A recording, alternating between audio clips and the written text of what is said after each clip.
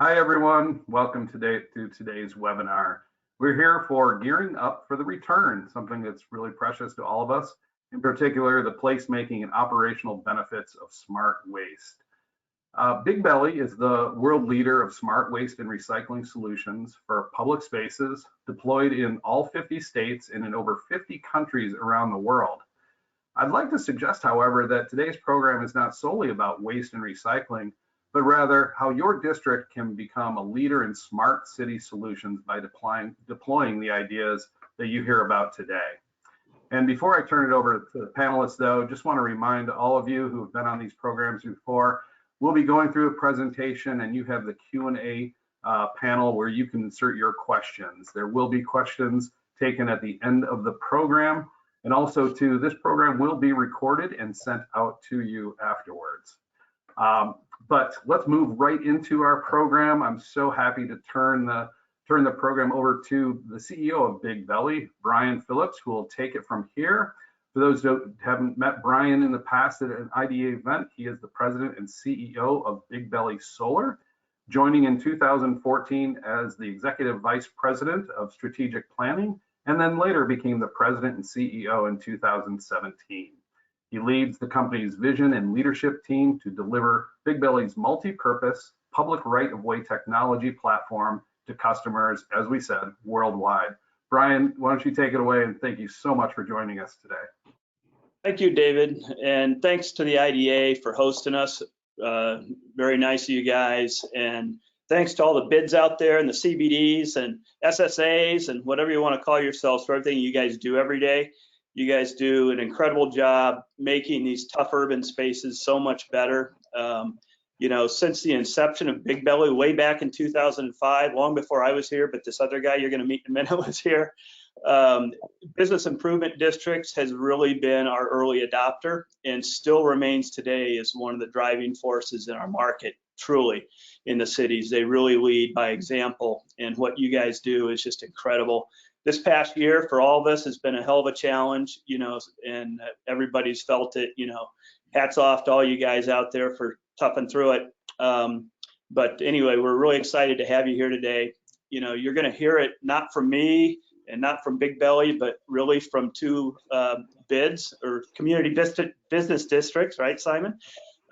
Really from the people that decided to do smart waste and implement it and are still, you know, facilitating it today with their folks. And they're two, I think, very different, somewhat similar, but very different stories as to why.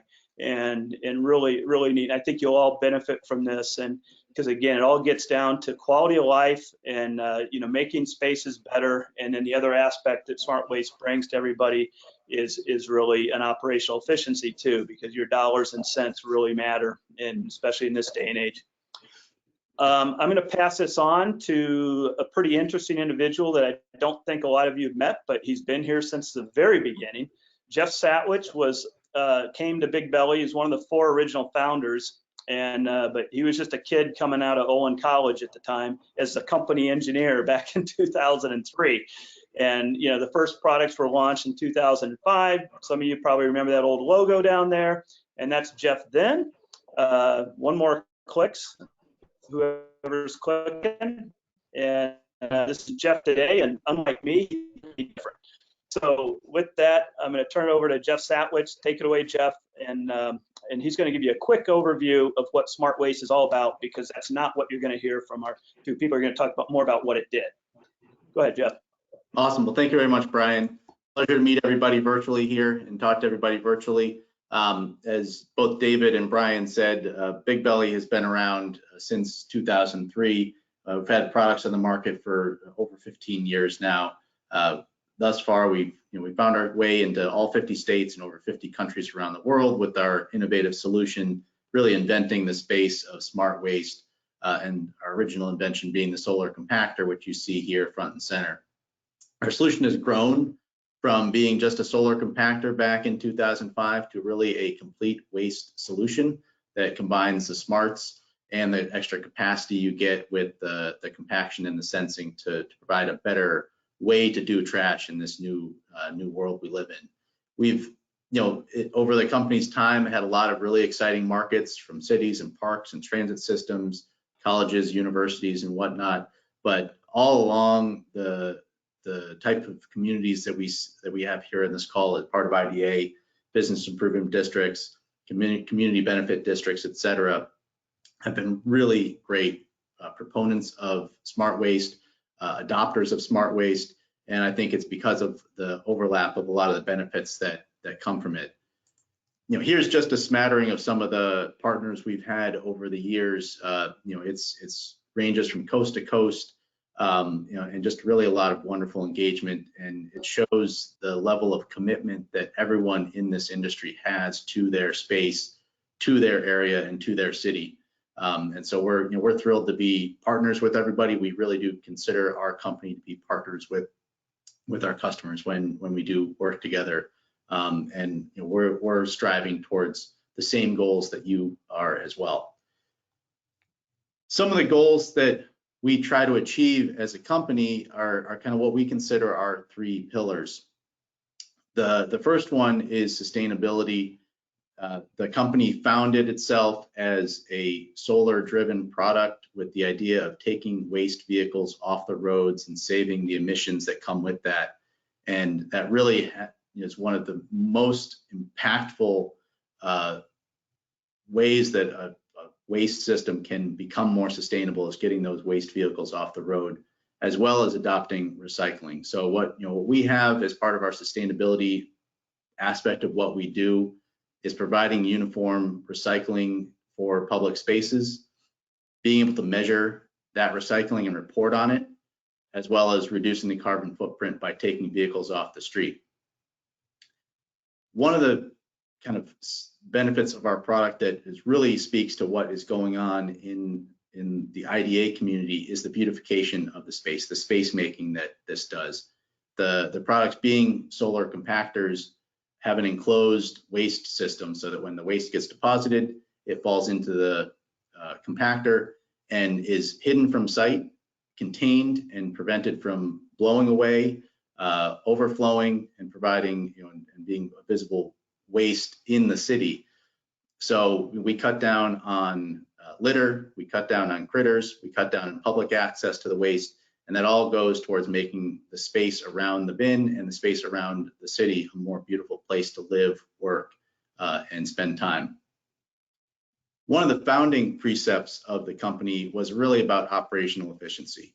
The idea of compacting waste on site to prevent the need to go and collect it with a waste collection vehicle was really one of the founding ideas that drove us to start this company in the first place. Our products hold about 5 times as much as a normal waste bin. So any of the waste bins you see around a city, imagine stacking 5 of them there, and that's the equivalent of putting one Bigbelly product out in that space. Over time, we've really embraced the smart cities movement and become one of the leaders in that space. So all of the bins have real-time collection notifications that come with them, where it connects into a software platform and communicates when it needs to be picked up, if there's any issues, alerting you so that you can prevent an overflow from happening. And then to the people like you're going to talk to hear from later, the leaders of the organizations, provide some analytics on what's going on in their space so they can keep tabs of their waste system from afar. The Bigbelly system really is an interconnected smart city platform. As David was talking about, this is a great way to really embrace the smart city movement, and one of the more tangible ways that smart cities kind of is at the forefront of what's going on in this marketplace. The products that go out on the street all have communication built into them that communicate in real time back to a server and hardware, and that data is accessible through a mobile app, through a web app, and through push notifications to give real-time insights on what's going on in the waste system within your area. Really powerful, really shows the value of the smart cities. Some of the things that are going on with data moving around and the smart city movement. So that's a little overview on Bigbelly as a whole. What we're going to hear about now from 2 community leaders is what Bigbelly has done for them in their areas. So first and foremost, we're going to hear from Jessica Lappin, President of Downtown Alliance. And a short while later, we're going to hear from Simon Bertrand, Executive Director of the Tenderloin Community Benefit District. So Jessica is going first. Jessica Lappin is the president of the Downtown Alliance. It's New York's largest business improvement district, and she works to ensure that the Lower Manhattan is a thriving and dynamic community. She's been at the helm and is responsible for sanitation and public safety services, manages a free bus service, and has made outreach to the homeless a priority. They've expanded their free Wi-Fi network in Lower Manhattan, produced award-winning ads and marketing videos, instituted direct-wide solar-powered recycling program with Bigbelly, and provided and helped secure almost $1 million in resiliency funding for Lower Manhattan. She has had a long tenure in New York City, serving as 2 terms on the New York City Council, representing the Upper East Side and East Midtown and Roosevelt Island. She's been a longtime New Yorker, former Crane's 40 Under 40 honoree, and she has a distinguished record of civic life and public service. So Jessica, without further ado, take it away. Thank you. I wonder how close to 50 I have to get before I can get rid of ditch the Cranes thing. I mean, I think it's 49 and 364 days. So I have a short grace. But thank you for the introduction. Thanks to David at IDA and Brian for including me today. I'm, as you said, president of the Downtown Alliance in Lower Manhattan, and our mission, like your missions, is to make our neighborhoods vibrant and competitive, with a big emphasis on clean and safe for us. And so we started putting Bigbelly bins in our district about 8 years ago, and our waste management system really has completely changed since then. So I'm going to get into that more in a minute, but next, just to be clear, I always like to explain to everybody, downtown means a lot of things to a lot of people, but Lower Manhattan specifically is really everything south of the Brooklyn Bridge, river to river. So it includes Wall Street, the financial district, the Statue of Liberty, 9/11 Memorial Museum, the new campus. And pre-COVID, we had nearly 90,000 square feet of commercial real estate, about 300,000 workers, and around 64,000 residents. So next. So all of that means a lot of garbage, a lot of trash on our streets. We obviously don't touch residential waste. We're not allowed to, but still, we collect an average of 1,400 tons of trash annually and about 300 tons of recycling. I'm excluding 2020 from these figures for obvious reasons.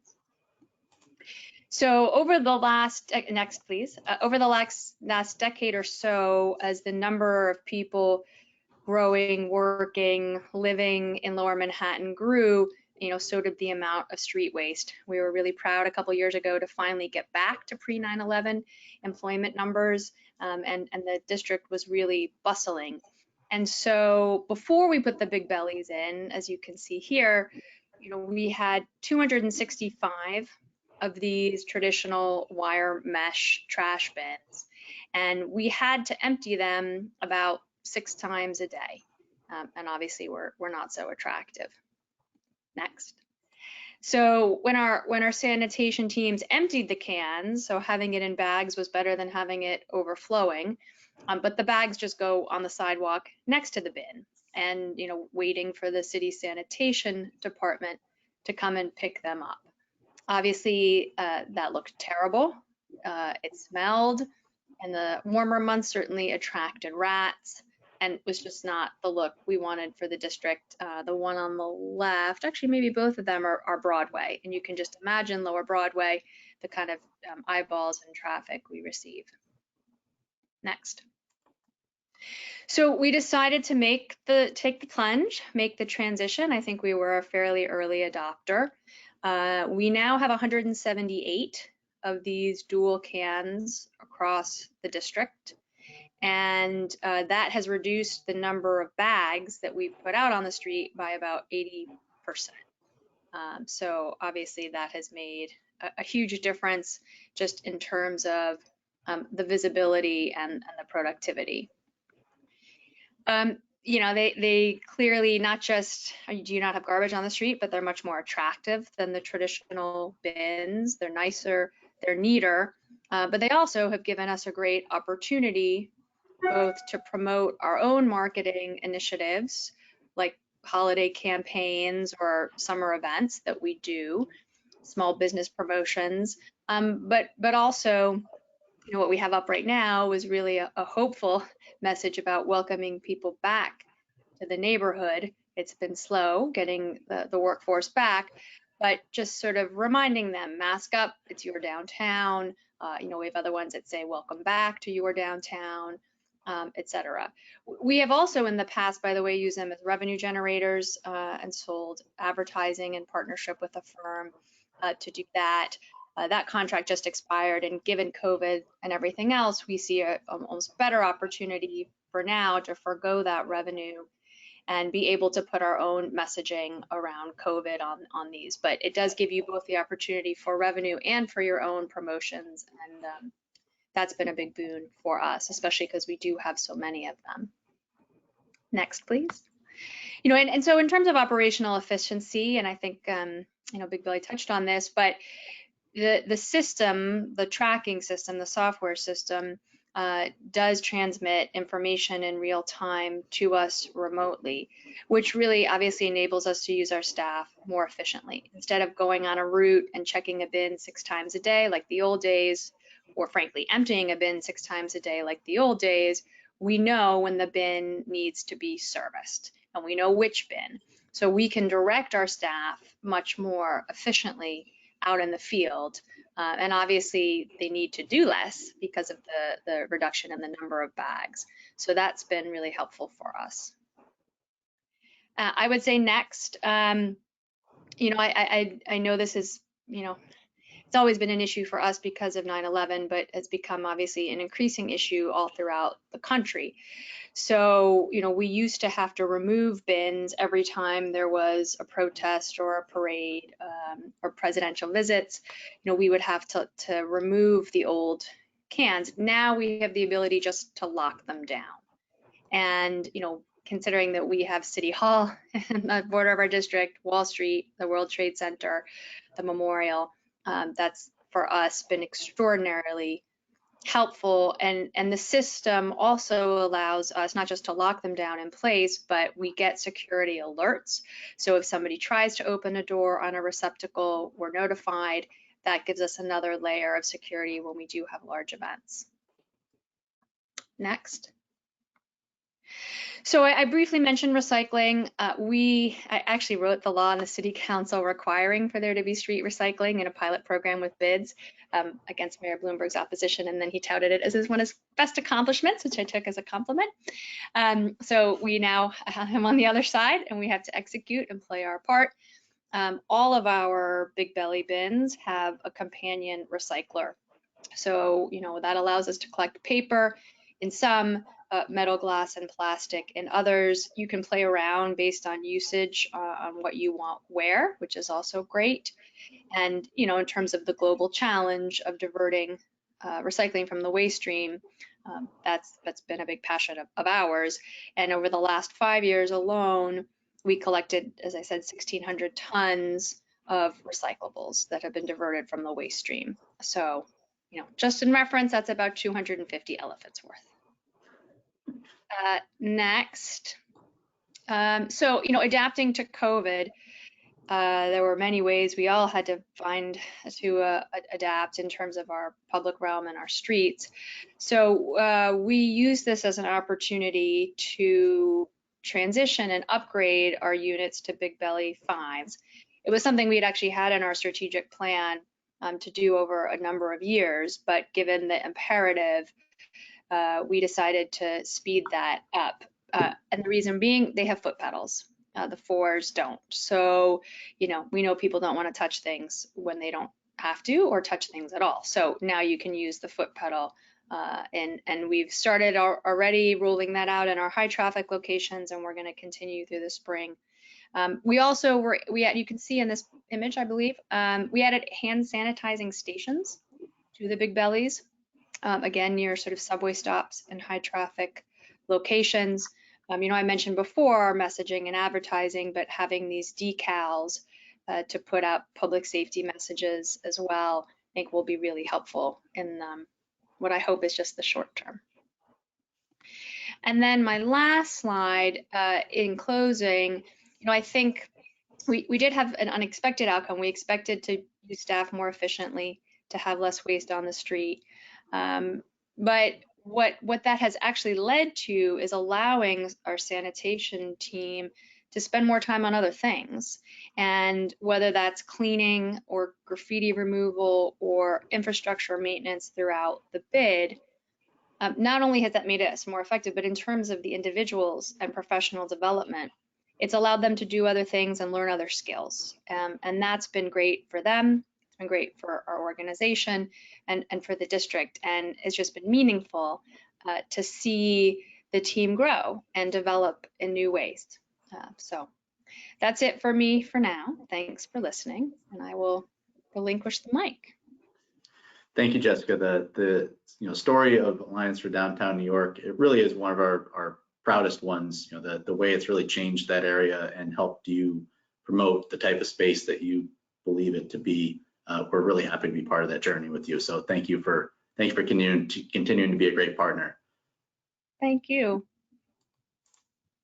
Up next is Simon Bertrand. He's been the executive director of the Tenderloin Community Benefit District for the past 3 years. Tenderloin is a very different type of district than what we've just heard about, so I think these will be really good stories to go side by side. He's led the organization's goals of evolving the Tenderloin into a vibrant community for all. The Tenderloin is really one of San Francisco's most storied neighborhoods, and the Tenderloin CBD works to make it a safe, clean, and enjoyable space for the many thousands of residents, the small businesses there, and the number of visitors that come through the space on a daily basis. And I think what you'll see in these slides coming up are some of the ways that the Bigbelly system is helping them achieve those goals. Prior to leading the Tenderloin, he spent the previous 5 years working on large projects within the San Francisco Public Works Department, really kind of giving him a sense of how the city works. And I think he's seen a lot of value in that experience.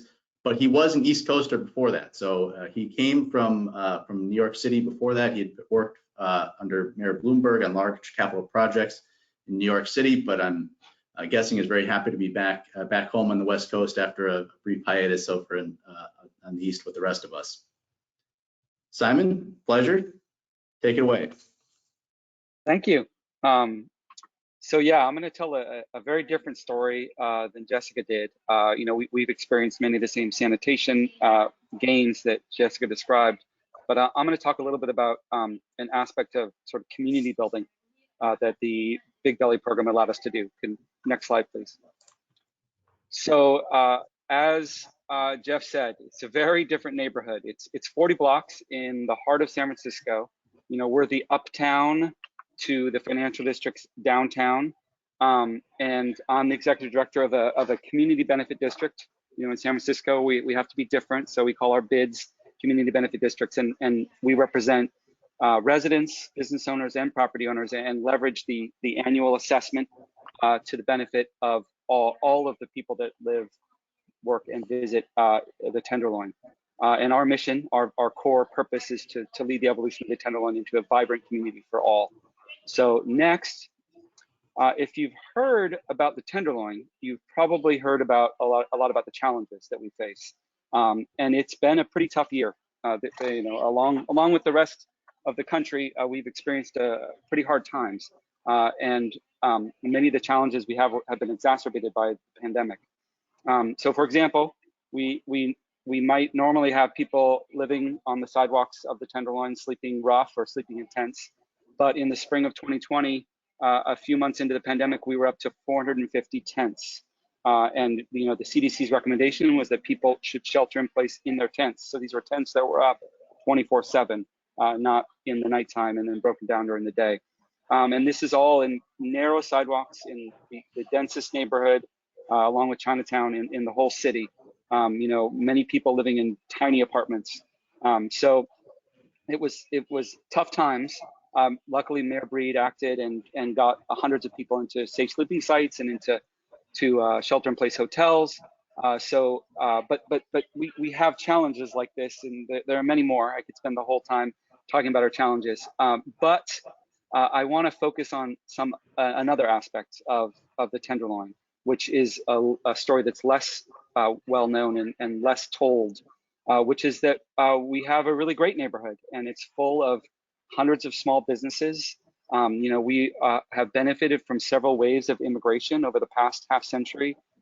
Many from war-torn countries. People have come to the United States seeking shelter and safety, and they brought their food with them. And so we have some really great restaurants in the Tenderloin from several waves of immigration. And in addition to that, next slide, I spoke about how we're among the densest neighborhoods, most densely populated neighborhoods in the city. We also have the most children in San Francisco. That we have children and families, and we have seniors who have been here for many years living in San Francisco. So we have, underneath some of the stories that get told about the Tenderloin, we have a really densely populated family neighborhood full of people that really need clean and safe streets and clean and safe parks. And so we've really tried to focus on that. And next slide. The other aspect is just that, it's one of the most affordable neighborhoods in San Francisco. Not only do we have the single room occupancy hotels that form the basis of our housing stock, and many of them leased by the city as part of an affordable housing program, but over the last few decades, local neighborhood nonprofits have built hundreds of units of affordable housing. So it's a large concentration of affordable housing. And what it means is that much of the work that we do to improve the neighborhood, we don't have to worry as much about issues like gentrification, because much of our housing stock is permanently affordable, and the people that live there can benefit from the improvements we make to the sidewalks. So now we get into trash receptacles. So this is, I appreciated seeing, it was giving me nostalgia to see the old-fashioned trash receptacles that Jessica was showing for New York. These are what ours look like. We have two types. One we call the Barney Rubble, which is the concrete one with the pebbles there. Those are decades old. They're very durable, but not the most, not the nicest presence on the streets. And then we have this newer metal can, which again left something to be desired in our neighborhood.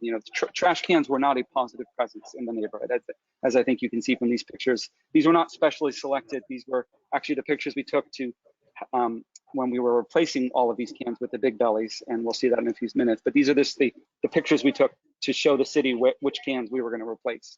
So next, please. So this was what the trash can system looked like in the Tenderloin before our program. I just want to call attention to the fact that some of these intersections have 5 trash cans. Some of them have none. Many of them have just one. So it was a system that had been over many years. Cans were added, taken away for a variety of individual reasons, and we ended up with a system where you really couldn't rely on there being a public can as you were walking through the neighborhood. And what it meant, we didn't have enough bins. We had issues with illegal dumping. You could see some of the stuff in the previous pictures. Overflows, not as intense as Lower Manhattan, but still overflows. And just a lack of district and cultural identity. So next slide. So we did a pilot program where we brought 5 Bigbellies funded by the city to the neighborhood. You can see the little red dots here. We just replaced some of the existing cans with Bigbellies, and we tried to pick some locations that would kind of give us a variety of experiences, partially just to test out what vandalism might do to the Bigbellies and how much it was going to cost us to keep these maintained, how they survived, but also to evaluate the security of the waste inside the Bigbellies. One of the biggest selling points for us in the Tenderloin was that it was an enclosed system. One of the issues we had is, the litter in the cans could, there might be someone who just explodes the litter out. They're looking for something you know, it just ends up on the sidewalk all around it, and our teams would have to go out and pick it up again, and deal with it a second time, even after people had tried to do the right thing by putting the litter in a can. So let's look at what these look like. Next slide, please. Here we are installing, very proudly installing our first cans about 3 years ago in Little Saigon area of the Tenderloin. You know, we had some messaging on there that was about the Tenderloin Community Benefit District, and included a phone number that people could call if they had cleaning issues. Let's go to the next slide. So what based on the experiences from that pilot, those five cans, we decided to move forward with an idea about what would happen if we brought a comprehensive system to the neighborhood. Could we build a system both that did a better job of collecting litter, but also could be about building community pride? And so we partnered with Mayor Breed and Supervisor Haney, one of our like the city council for San Francisco, who had a strong interest in cleanliness and sanitation, had his own 10-point plan. Both of them put money in their budgets to support Bigbellies in San Francisco, experimenting with Bigbellies in San Francisco. And we were able to secure enough funding to support 68 Bigbellies to bring them to the Tenderloin. We also partnered with our Chamber of Commerce. They were very excited to see, you know, if this new trash can program we could experiment with them, and they could bring lessons to the rest of San Francisco. And so it was really a public-private partnership in the best kind of way in terms of the funding and the support that we got to make this a reality. Next slide. So this is the system that we built. You know, again, we expanded the number of cans. I think we went from, I think it was 48 to 68 receptacles throughout the neighborhood. And as you'll see, we tried to do it so that there was always at least 2 receptacles at every intersection. And some of the locations we see one, it's because it's on the edge of our district where there might be another receptacle across the street in a different district. But so we had 68, 0 traditional bins. We replaced all of the city bins with the Bigbelly system. And then the thing I really want to focus on today is we brought artists, local artists, mostly local artists, in to design 7 unique skins that we felt could help us build this program as really an element of community pride. So let's start to look at what those look like. Yes, okay, so I'm just gonna show you some of the artists that we worked with. This was Jane Kim and her company Inkdwell. They had just completed this, you know, really beautiful full large mural on a building, and you can sort of see it in a tiny picture at the bottom there. One of the apartment buildings in the Tenderloin had this giant mural of a monarch butterfly, and so we commissioned her to design a Bigbelly, and she gave us the life cycle of a monarch butterfly that we were able to locate near parks and near this mural to sort of create this connection to the natural world. So let's go to the next one. We have a nonprofit in the neighborhood called 826 Valencia that does work with students, helping them with writing. It's a pretty famous program, even nationwide. They established it's called 826 Valencia. It's from a different neighborhood, but they brought a program to the Tenderloin, and so we commissioned one of the illustrators that works with them to design a skin for Bigbelly, and we brought the poems from some of the neighborhood kids to some of the Bigbellies, and we tried to place these along the route of our Safe Passage program, which was a program where we bring kids to and from school every day. So next. We commissioned Crystal to design some very colorful paintings of that called on the heritage of the Tenderloin as a haven for queer and trans people. And so it's, you know, some very beautiful skins that we had her we commissioned for our Bigbellies. Next. This is Sylvester. He's another local artist. He's painted several murals for us. You can see him here painting one of the Barney Rubbles in the past, and we commissioned him to do an art piece for us. And he had done a mural at one of our parks that really focused on flowers and hummingbirds, and so he brought that same those same images to the Bigbellies. And his vision, like ours, is that that often the Tenderloin is a place where people focus on the negative, and so he wanted to use his art work as a way to celebrate some of the positive aspects of the neighborhood and give people something a good feeling instead of some of the negative feelings. Next. Tan, you can see here, he does paintings of Tenderloin buildings. So you can see we brought both some of our famous churches. We have St. Boniface Catholic Church and Glide Memorial Church, both in the Tenderloin, as well as some of our residential hotels.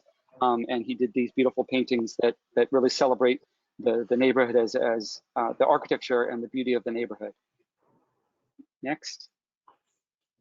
And finally, the Tenderloin, San Francisco has really gone all in on cultural districts, and we have created a number of cultural districts throughout the city to support both cultural identity, but also the history of the city. And in the Tenderloin, we are lucky enough to have the transgender district. I think it's the first transgender district in the country.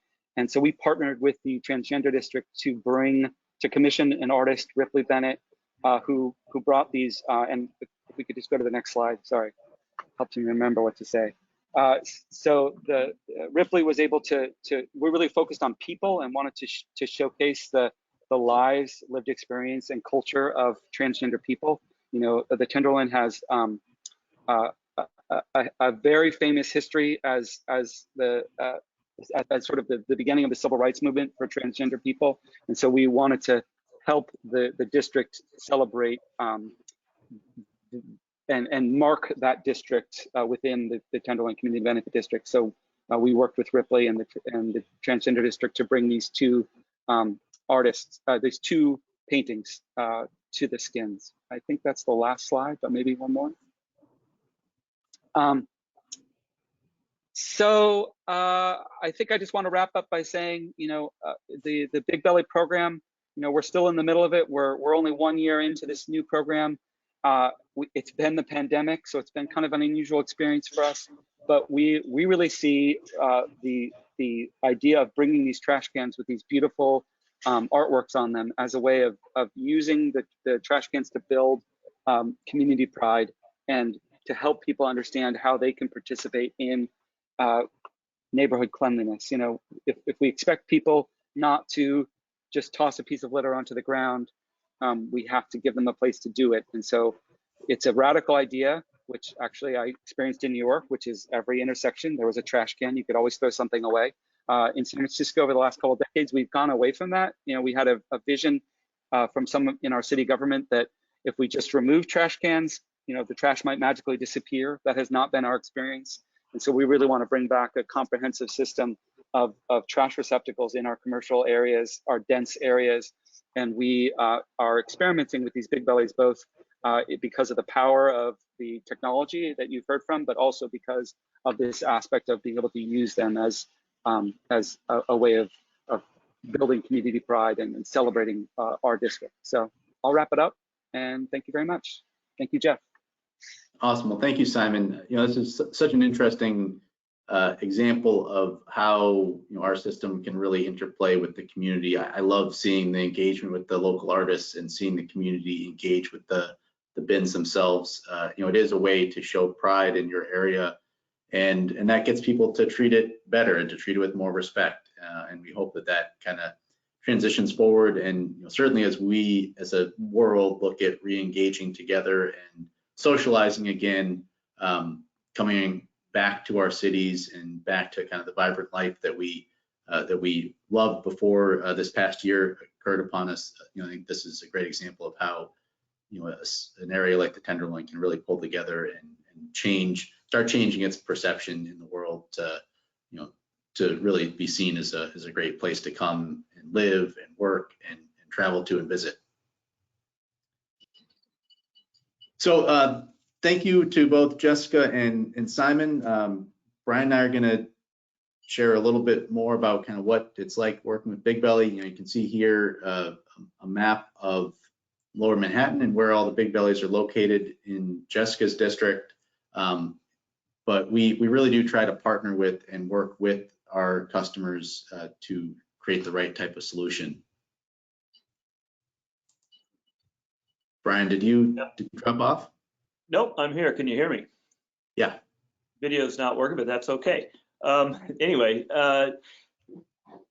very simple, reach out to us if you're interested. We come in and really try to understand what your existing challenges are, what your footprint is, and work very closely with you on what maybe the right sort of application of smart waste is, depending upon your various challenges, be it volume of waste or keeping the place clean, whatever you need. And so no obligation, no cost for us to go do that. We view ourselves as partners and very much want to work with you to achieve your goals. So very simple.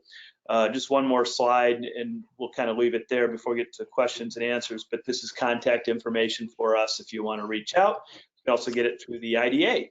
So with that, I think we'd like to move it to some Q&A. There's Simon's deployment, a bigger part of San Francisco. And that, by the way, is the Garment District, if there's anybody on from the Garment District in New York City. Yeah, great. We've got some good questions coming in. So the first one was directed for Jessica, but I know both Simon and Jessica could answer this. So how are you rethinking waste management post-pandemic? How will Smart Waste be servicing your bid post-COVID? Well, I mean, I think for us, and what I mentioned in terms of the Bigbelly Fives is, people do have waste and they want to get rid of it, but they don't want to touch anything in doing that. So I think this is really helpful for us. We have less waste now than we did a year ago for, pre-pandemic, sort of for obvious reasons. But, I think as we ramp back up, it will continue to enable us to kind of stay on top of it. And Simon, if you have more you want to add. I mean, interestingly, I think we had the opposite experience where we had everyone in their house, in their apartments. Many of the people who live in the Tenderloin actually were essential workers, and so were going about their business. But then we also had this whole nother layer of people who had moved into the neighborhood and were living permanently on the street. So if anything, we experienced more trash, litter and trash in the neighborhood the last year. And I think what we're looking forward to is going back to more of a normal where maybe the Big Belly system that we've installed can just take the regular litter that people generate as they walk around the city on their normal business. So I don't know if that answers the question, but. Yeah, I mean, one of the nice things about the smart and the smart waste part of this is, with the capacity and notifications that come, hopefully we can help participate in giving our partners and our customers a heads up for when waste volumes may be going up because of a shift in people going about their daily lives or going down because of a shift, and adapt your staff, your waste collection needs accordingly. Hopefully we're going to be going back to kind of some sort of new normal, and with the connected aspects of the bins, can hopefully give you the insights to know when you need to adjust staffing or change staffing around, and give you some more flexibility with your staffing to make sure you can continue to do the high value jobs of keeping the place safe and clean, in addition to collecting the waste at the same time. Great. This one is directed for Simon, and it's, how has the city embraced the Smart Waste program? How has the community embraced it, given the community messaging? That's a good question. Yeah. So did you hear that, So Simon? Yeah, and I think I mentioned the fact that we had kind of, as a whole city, moved to a system of not providing public waste receptacles, and I think you saw that in the map of the existing of the system that we had built. Again, it was sort of things were added when people requested one, but they were taken away if people complained about them, and so it wasn't really a vision of like how do we create a public waste receptacle system that supports the needs of a big global city. And so I'm pretty excited. You know, we're going to be partnering with a bunch of other community benefit districts as well as the city's public works department this year. And recall, too, we have a private waste hauler that has actually a monopoly in San Francisco. Unlike New York, it is a private company that collects that empties the waste receptacles. And so we're going to be partnering with them to really think about that whole system together. I think the pilot of both in our neighborhood as well as in many of the other districts that the mayor and the district supervisor made possible is going to inform that. So I think to try to get back to the question was, how are we going to work with the city? I think this system and the introduction of this new of the Bigbellies are really opening up possibilities of working with both the private hauler to take advantage, a better advantage of some of the technology that the sensors and technology that Bigbelly has, and the city is also moving towards its own system of cams with sensors. So I think the experience that we're having is something we're going to be able to bring to the table, and all of the community benefit districts will be able to work with the people responsible for picking up the waste every day to design a better system. To kind of add to that, and Jessica, this is for you too. What's the residents and the publics? We haven't really talked about that. What's been their sort of response to this? I mean, I think for us, It's been a long time, Jessica. So probably was a big reaction in the beginning. Maybe it's changed some over time. It's in a preloaded question, so I'm curious about that. It's a little bit unique to us in the sense that, I mean, nobody liked having all the garbage on the street. We have had a decent number of commercial to residential conversions, fairly large and even high profile buildings. I know one that's almost done is One Wall, which was the home of Bank of New York Mellon. That's going to become residential. So as that has happened, and the residential waste gets put out a couple times a week in bags, that sort of has compounded the street waste that we were having. So I think it has made these even more important, even though they don't deal with the residential. If you have 10 bags of commercial waste next to 50 bags of residential waste, it's just, that much worse. One thing I didn't mention, but is interesting, when Simon mentioned that you have a private entity who picks up the bags, because we don't, and we have to deal with the union, et cetera, we're very limited in what we can do when we take the bags outside of the Bigbellies. But that might not be the case in other places, which, they will let us a little bit, but meaning, instead of having it be on Broadway, if you have a vacant lot or you have somewhere else that you can then move those bags to, I mean, actually often I think the sanitation workers are happier because instead of stopping at 10 places, they're stopping at one. Consolidated. Like it because they don't want us to touch the bags, and you can take that logical train why. But just something to kind of mention for others who don't have those issues, it does also give you that sort of nice flexibility of keeping, if you have a particular corridor that you want to keep especially clean, this makes it easier to do that for sure. Simon, the response from the stakeholders in the city, the residents and so on, the public?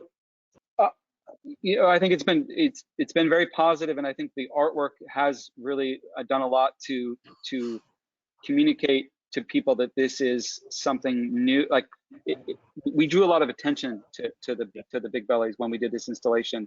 I just an anecdote. Someone donated a big cactus to our office, and I went up to meet him at the corner, and he was smoking a cigarette, and he used the Bigbelly cigarette disposer, and he put it out on the Bigbelly, and then I was like, we bought those, and I was like, does anyone ever really use these? And it was really great to see that, and it felt like exactly what we wanted to see, which was someone who really wanted to, a cleaner neighborhood and wanted to feel like he was participating in it and actually using the technology in the way that we expected. So I think, in addition to putting them out there, we really need to have our own campaign about helping people participate again in that idea of like, we can keep this neighborhood clean. As I said, I don't think we could ask people to do that if we don't provide the public service.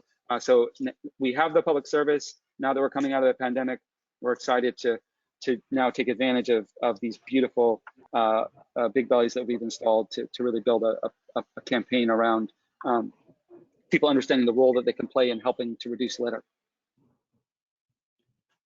Great. Another good question.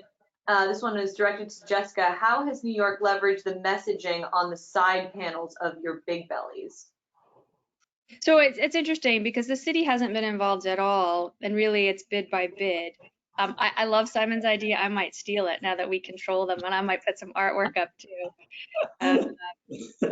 I said, like, for us, it was actually when we first made the initial investment, we partnered with a company who we then gave rights to advertising for a revenue share. So they helped with the initial capital purchase, and then there was some revenue over time, which, for obvious reasons was sort of a model that worked. So it meant that we didn't really actually control the messaging as a bid. Now that we're going to do it ourselves, it's going to be interesting. We have, this sort of, we're gonna try it out, but it is very much kind of bid by bid, neighborhood by neighborhood. There is no sort of unifying, cohesive message kind of across the big bellies. And listen, to some extent, I think, it's a way to distinguish yourself, to sort of mark that you have now entered Lower Manhattan, or you've now entered the Garment District or Times Square or whatever. Obviously we wouldn't put tobacco ads. We had our own rules and regulations and internal. I got to approve every ad. Let's say that, and there were some I said no to. But I think it will be fun for us to kind of play around with, whether it's around marketing campaigns or public safety or maybe art, to do different things. Great. And I just want to add that we stole the idea from another community benefit district in San Francisco. So I don't think anyone owns the idea of art. And I think one of the, as Jessica's saying, many of the community benefit districts here have big belly programs funded by the same city funding that I described earlier. And each of them has brought a different kind of identity. And they really have used the big bellies to project their district's identity and priorities. Whether it be Union Square, that's right next to Tenderloin, that has its own vision of what the big belly should look like, major shopping district for San Francisco, and so anyway, I think the expression of the districts is sort of like banners have been in the past. The big bellies are really an element for us to do that. And I would add one other thing, which is they allow us to take some credit for what we do, which we don't do enough of often. We are the ones servicing them and removing the trash, and so to have our logo and remind people of that has been, I think, beneficial. Yeah. Great. And then this one is directed for Simon. Inquiring if the Tenderloin district also incorporated recycling bins or just trash. And yes, certainly use this opportunity to talk about any recycling programs, Jessica, as well. So we do not in San Francisco. It's interesting that Jessica said because it's a private hauler, we don't have to deal with the unions. That's not exactly how it works. But it's a citywide issue, and so I think we don't have public recycling or composting in the city of San Francisco. Recology, our private hauler, does not pick it up from public receptacles. So no, we do not. We have a very robust residential and commercial recycling and composting program. One that is celebrated, I think, in San Francisco. But in terms of public trash, we don't do any of that. But it's not. I wouldn't say it's on us. I'd say that's on the hauler. Yeah. So as I said, we do. And I was proud to be kind of one of the founders of that in the city. But it's a challenge. And I say that, the city will pick it up and we pay extra for that. But finding places to put it, we had a location downtown that we then lost for the city to develop. We now actually take it to Brooklyn. So we do it. I'm happy to do it. I want to do it. But there are logistical challenges that at some point, potentially, I suppose, could become insurmountable. We were going to pilot the city's first public compost program, not with big bellies, but we were excited about it. And then because of the pandemic, the city has actually canceled the organic composting program for budget reasons. So that's a little bit on hold, but we would love to be able to do that as well. But that would be in a much more limited, we were looking at, half a dozen locations actually. I'm gonna beg off here and say thank you to all of you. Simon, you get the last word. Make the last question a hard one. Jessica, thanks. And Yeah, thank you, Jessica. Very much. appreciate you participating.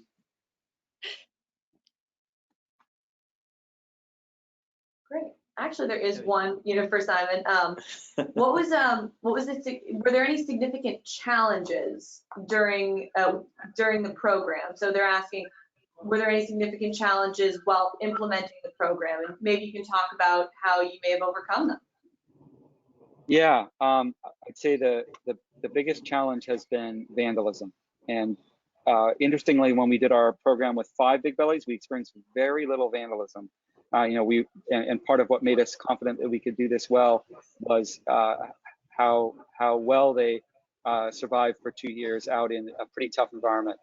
I would almost blame the pandemic, but I do think it's sort of street behaviors in the Tenderloin have been pretty intense over the past year, and we have experienced quite a bit of vandalism.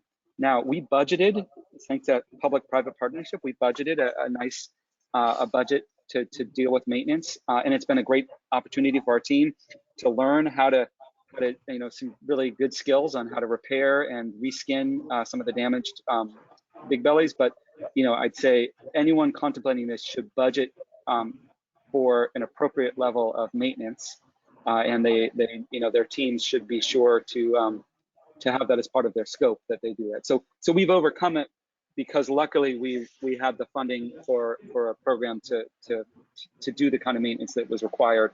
But that was a surprise to us based on our experience with the 5.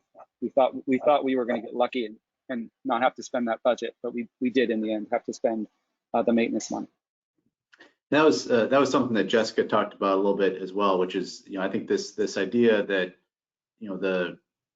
the members of IDA don't just, support their neighborhood, but they support their employees too, and some upward mobility, some job training. Yeah.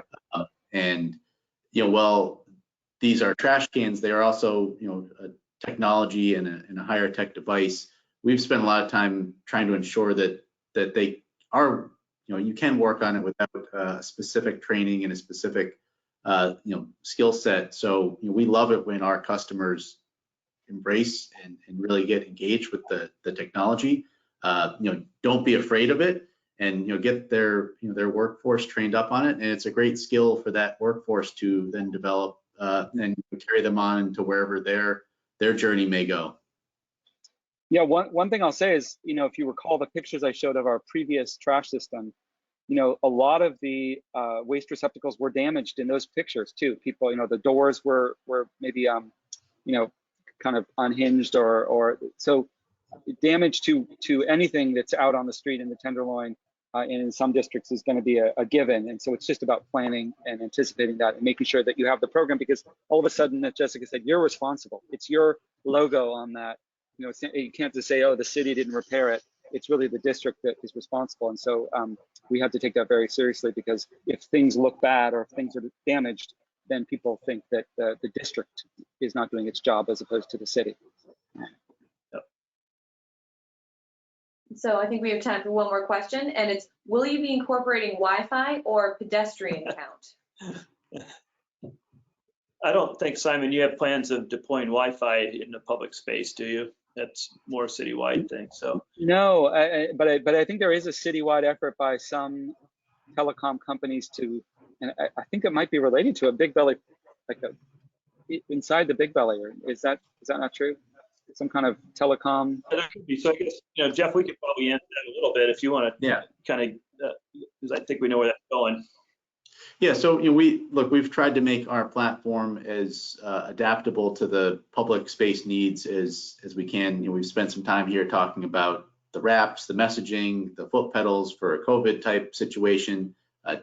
Simon in his district has single stations that just do trash.